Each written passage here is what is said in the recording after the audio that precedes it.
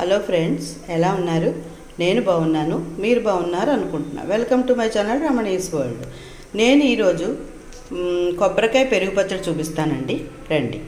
ఇదిగోనండి, కొబ్బరి ఇలా ముక్కలు చేసుకున్నాను. ఇగో 2 పచ్చిమిరపకాయలు. ఇదిగోనండి, పెరుగు ఇలా పెట్టుకున్నాను.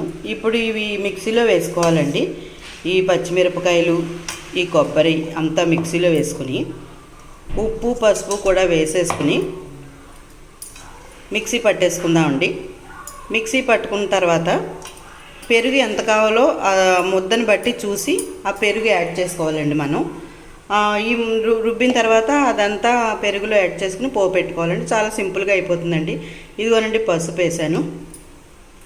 తర్వాత ఏమో రుచికి సరిపడా ఉప్పు అండి, ఉప్పు వేసాను. ఇప్పుడు దీన్ని మిక్సీ పడతానండి.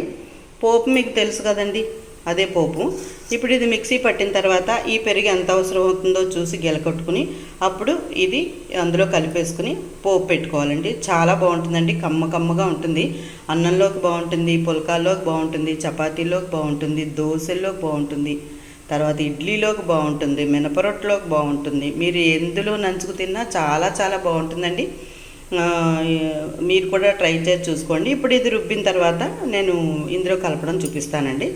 ఇదిగోనండి, ఇలా మజ్జిగ ఇంత పడుతుందని గిలకొట్టి ఉంచానండి. ఇదిగో కొబ్బరి అంతా మిక్సీ పట్టాను. దీన్ని ఇందులో వేసేస్తున్నానండి. నేను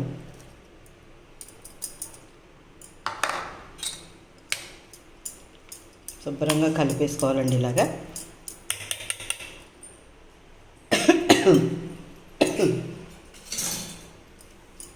సారీ అండి. ఇదిగోండి, ఇలా కలిపేసుకుందాం బాగా. ఇందులోనే ఉప్పు పసుపు వేసాం కాబట్టి ఇంక విడిగా ఇందులో ఏం వేయక్కలేదండి. మనం ఈ పచ్చి కొత్తిమీర కూడా ఇందులో వేసేసుకుందాం ఇలాగా. ఈ స్మెల్ మజ్జిగకు పట్టి చాలా బాగుంటుందండి. మెంతి మజ్జిగకైనా బాగుంటుంది, మజ్జిగ పులుసుకైనా బాగుంటుంది, కొత్తిమీర పెరుగు కాంబినేషన్ బాగుంటుందండి. కంపల్సరీ వేసుకుంటే బాగుంటుందండి. ఇదిగోండి, ఇలా వచ్చింది. ఇదిగోనండి, ఇప్పుడు దీనికి పోపు వేసుకుందామండి. కరివేపాకు పోపులో వేసుకుందాం. ఇగో స్టవ్ అంటించాను, మూకుడు పెట్టానండి. కొద్దిగా ఆయిల్ యాడ్ చేసుకుందాం.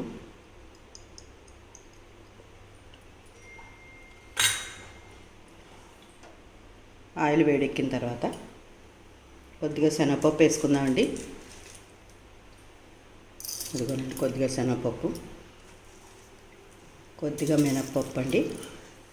2 మెంతి గింజలు కూడా వేసుకోవాలండి, బాగుంటుంది. ఎన్నో ఒక్కరిదో 10 మెంతి గింజలండి. కొద్దిగా ఆవాలు, కొద్దిగా జీలకర్ర వేసుకుందాం.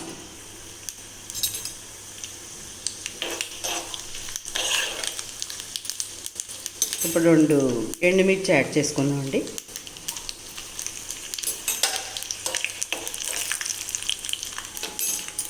ఇది కరివేపాకు వేసుకుందాం.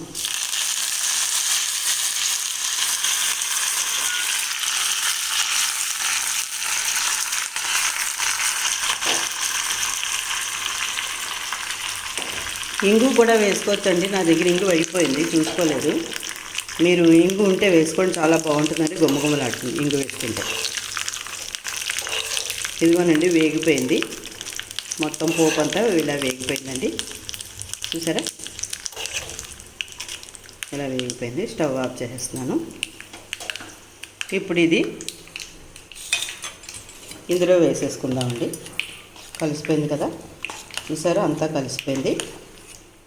ఇందులో వేసేస్తున్నానండి.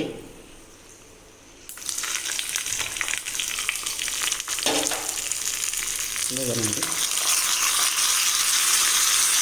తిని ముందు అడుక్కి పైకి కలుపుకున్నాం అనుకోండి, కట్టకట్టలాడుతూ బాగుంటుందండి. ముందే కలిపేసుకుంటే పప్పులన్నీ మెత్తబడిపోతాయి, కొంచెం మెత్తగా ఉంటాయండి.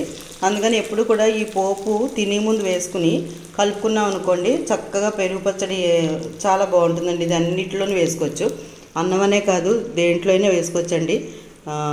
మీరు దోశలు, ఇడ్లీలు అన్నీ ఇందాక చెప్పినట్టు అన్నిట్లోనూ వేసుకోవచ్చు. చాలా చాలా బాగుంటుందండి, రుచిగా ఉంటుంది.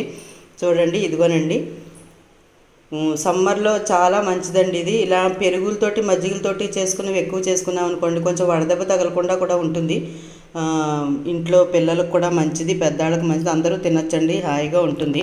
ఈ పెరుగు పచ్చళ్ళు అన్ని రకాలు చేసుకోవచ్చు. కానీ అన్ని ప్రొసీజర్ ఒకటే, కానీ పదార్థాన్ని బట్టి రుచి మారుతూ ఉంటుందండి, అది గమనించుకోవాలి. కొబ్బరికి ఒక రుచి వస్తుంది, టమాటాకి ఒక రుచి వస్తుంది, వంకాయకి ఒక రుచి వస్తుంది, అలా చూసుకోవాలండి. ఇదిగోనండి చక్కటి కొబ్బరి పెరుగు పచ్చడి రెడీ అయిపోయింది. మీకు నచ్చిందా ఫ్రెండ్స్? మీకు నచ్చితే కనుక చేసుకోండి, సమ్మర్లో ట్రై చేయండి, చాలా బాగుంటుంది. ఈ వీడియో కనుక మీకు నచ్చినట్లయితే లైక్ చేయండి, షేర్ చేయండి, సబ్స్క్రైబ్ చేయండి, కిందనున్న గంట బెల్ ప్రెస్ చేయండి. ఓకే అండి.